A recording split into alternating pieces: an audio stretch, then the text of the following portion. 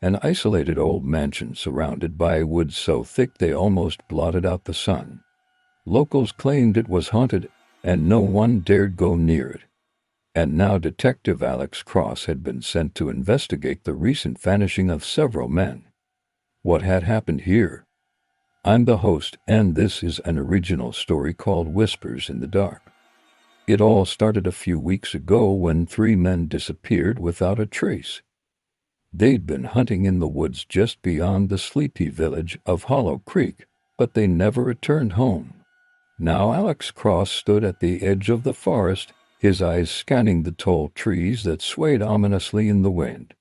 He'd seen enough darkness in his years on the force, and he knew there were places where evil things thrived. This case felt like one of those. As the lead detective on this case, Alex was a seasoned veteran of the force, having seen more than his fair share of darkness. His face was etched with the lines of a man who'd seen too much pain, his eyes holding a weariness that came from years of dealing with the city's underbelly. But something about this case, the isolation of Hollow Creek, the eerie silence of the locals, it all tugged at his gut like a lead weight. He pushed through the underbrush, making his way deeper into the woods. Each step was a crunch of dead leaves under his boots, each sound echoing in the unsettling quiet. It was then that he noticed it, strange symbols carved into the trunks of some of the trees.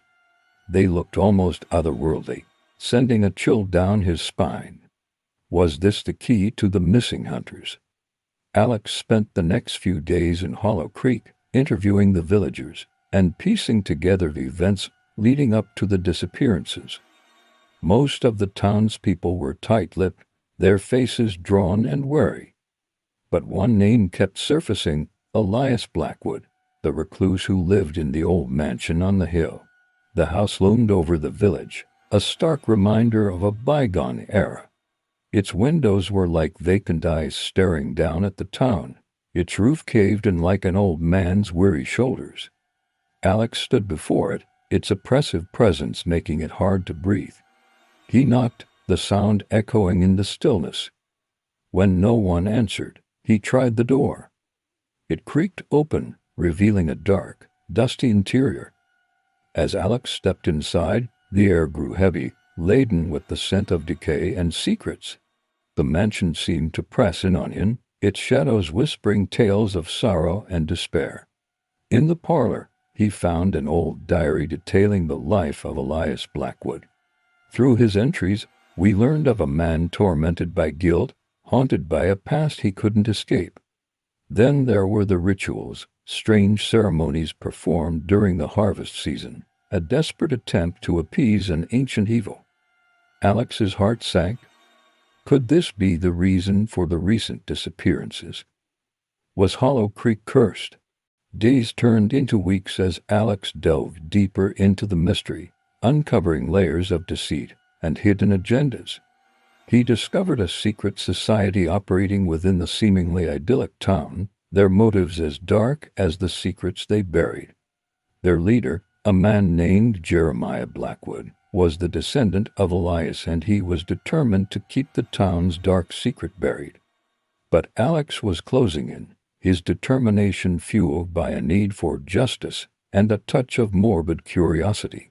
With each step, the tension mounted, the sense of impending doom growing like a storm cloud on the horizon. The closer he got to the truth, the more danger he faced, the line between hunter and hunted blurring with each passing moment. It all came to a head during the annual Harvest Festival, a celebration of the season's bounty that hid a sinister underbelly of fear and sacrifice.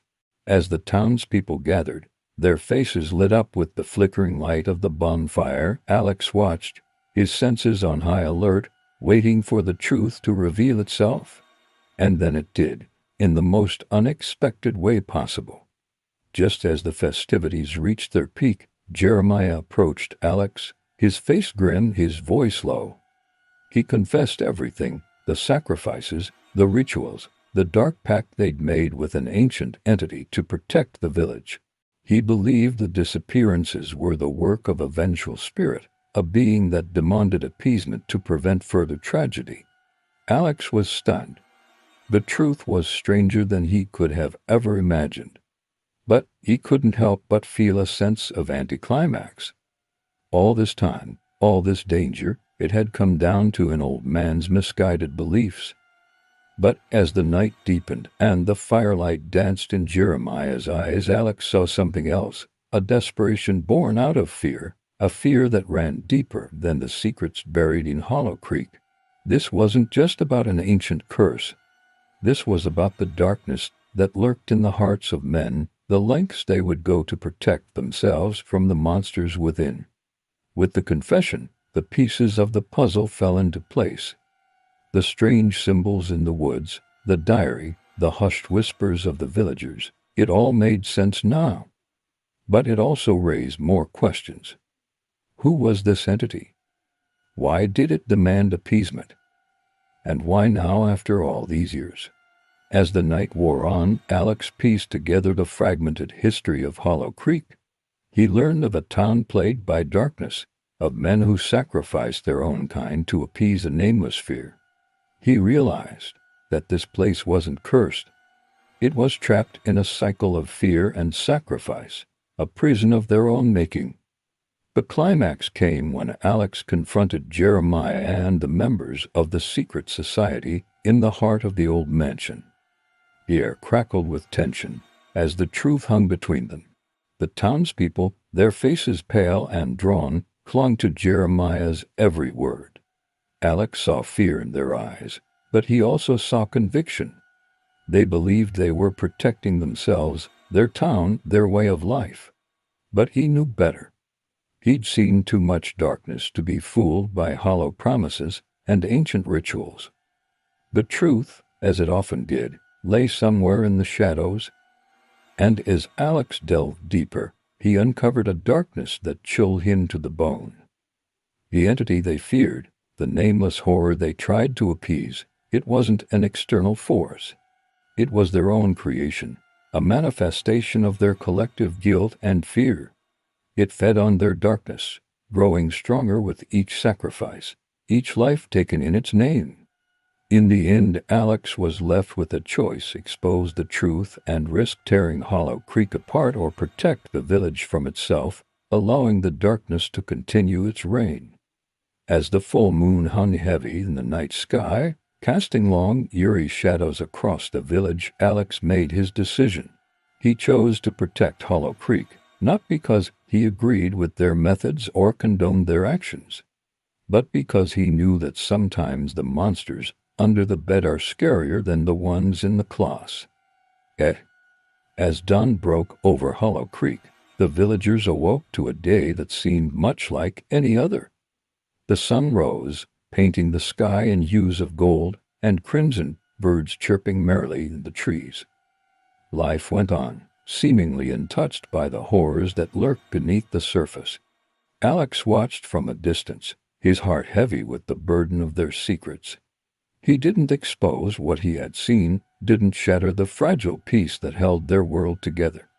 He knew that sometimes the truth, like a venomous serpent, is best left undisturbed. In the days that followed, Alex returned to the city, the haunting eyes of Hollow Creek following him.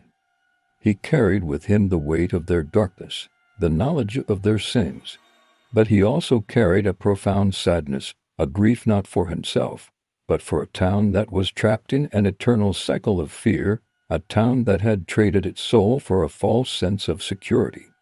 And as the city lights blurred into the darkness, he couldn't help but wonder, was he really helping Hollow Creek, or had he become another guardian of their collective lie? The whispers in the dark continued to echo in his nightmares, a chilling reminder of the secrets that bind us, the fears that define us, and the darkness that resides in the heart of even the most innocent-looking towns.